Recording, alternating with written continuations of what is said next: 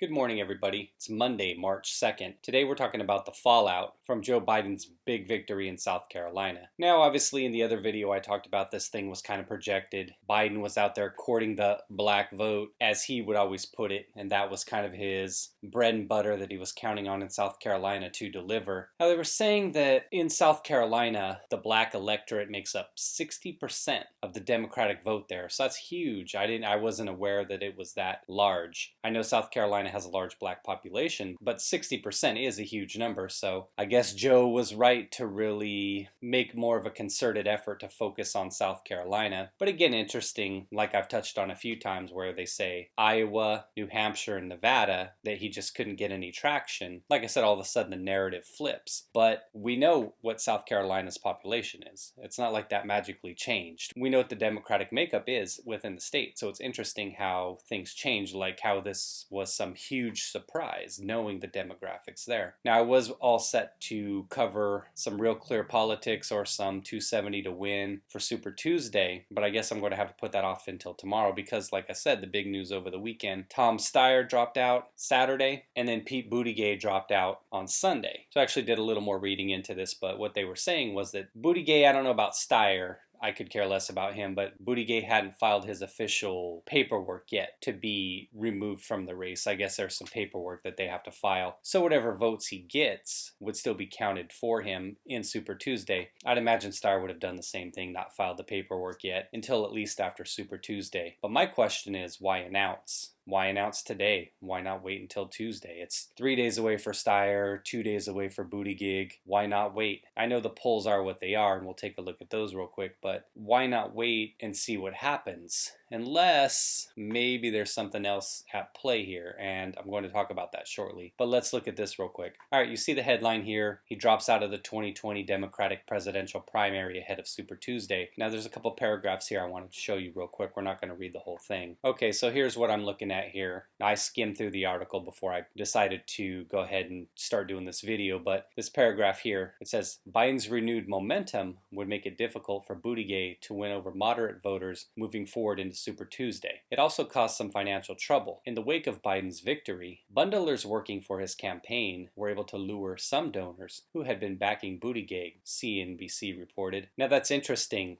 And like I said, the main thing that's getting me about all this is we knew South Carolina was coming. We saw the polling, and granted, the last few days it really swung towards Biden in terms of him pulling away from Sanders, but Buttigieg really was never pulling much support amongst the black community, which this article talks about. In South Carolina in general, he was running third, fourth, kind of like in the same range as Warren. But then things shifted.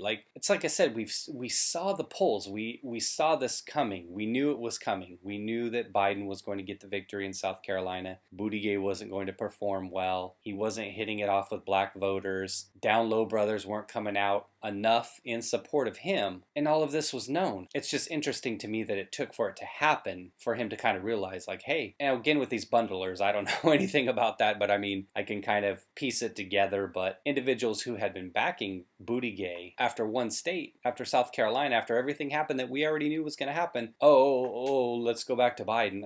Why? Why would you go to this guy to begin with? The polls are there. We've seen the numbers. We knew blacks didn't support him. We know that Latinos don't support him. We've always seen it. We've seen it in Nevada. I just don't understand. I don't get it. The switch couldn't just flip and magically it changed, where all of a sudden Latinos and blacks were like, oh yeah, forget all that other stuff. Let me show you a paragraph real quick to kind of talk about what I'm describing, what it says here. And this was something I found interesting, and I didn't know this, but again, I don't pay enough attention to politics. But here, check this out.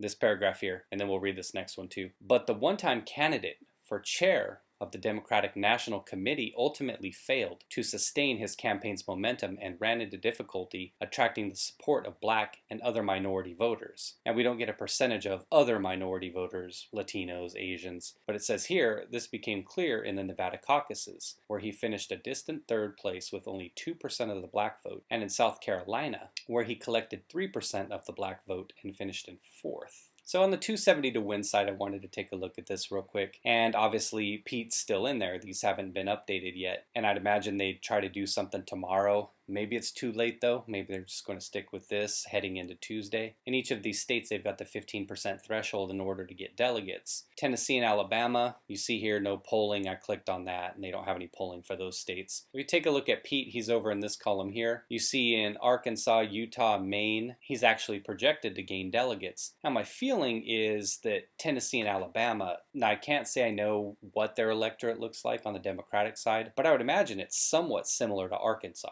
I would think that he might have a chance of running third, second in some of those states and gaining some delegates. Of course, he dropped out, so we're not going to find out. My feeling is, why make the announcement now? If you're dead broke, you don't have any money, Tuesday's 48 hours from the time the vote happens. Why drop out now? My feeling is that perhaps this was done with some kind of wink, wink, nod, nod thing, that maybe if Biden gets the nomination, that maybe Biden would be looking at him as a potential VP candidate. Or, like they said in the CNBC article, that he was once considered for a chair position with the DNC. Now, I don't know how you get from basically a nobody who's just a mayor of South Bend, Indiana, no diss on South Bend, Indiana, fight on. How do you get from that to being somebody who's considered for the chair of the DNC? It makes no sense to me. I wonder what it is about him that would make them consider somebody with so little qualifications. I'm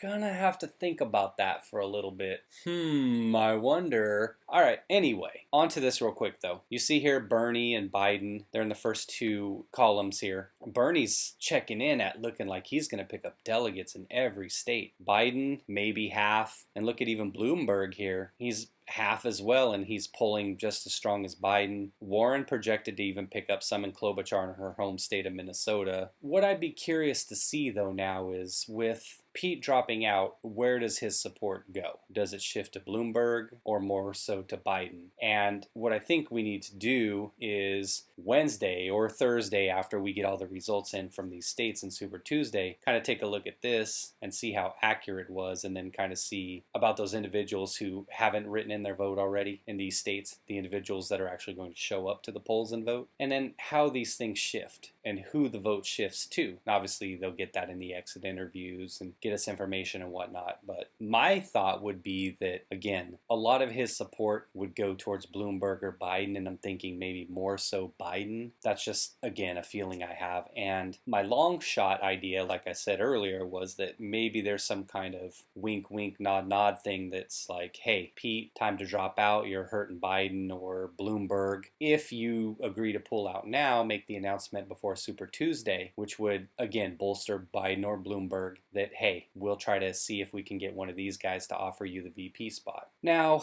with Bloomberg, we've heard that he was offering it to Yang, so that may be off the table there with Bloomberg, but I could see Biden as a real possibility in terms of somebody who would offer it to Pete. Again, just my opinion. But that's where we're at, headed into Super Tuesday. I'll have a lot more tomorrow. Again, I was going to do a lot about Super Tuesday, but then with these guys dropping out, that kind of changed things, and I got to kind of wait a little bit and see how the polls change. Wanted to put out a quick video about my thoughts about Buttigieg and Tom Steyer dropping out, and just touch on it a little bit and give my opinion on where I thought things were going to go on Tuesday. So that's the video. So Super Tuesday, big money time. We're going to start to see some separation. Hopefully we'll get rid of Klobuchar by then. She's useless. 1/3 approximately of the total delegates are up for grabs on Tuesday, so we're really going to get some separation here. It looks like it's going to be Bernie, Joe, Bloomberg, and possibly Warren kind of hanging in the race and separating themselves from Klobuchar, who should be the next one to drop out. And that's the video, everybody. So thanks for watching again. There'll be some more about this on Tuesday and Wednesday, obviously, but again, I just wanted to get on record and talk about a couple things here real quick. So thanks as always for watching the video, everybody. Take care.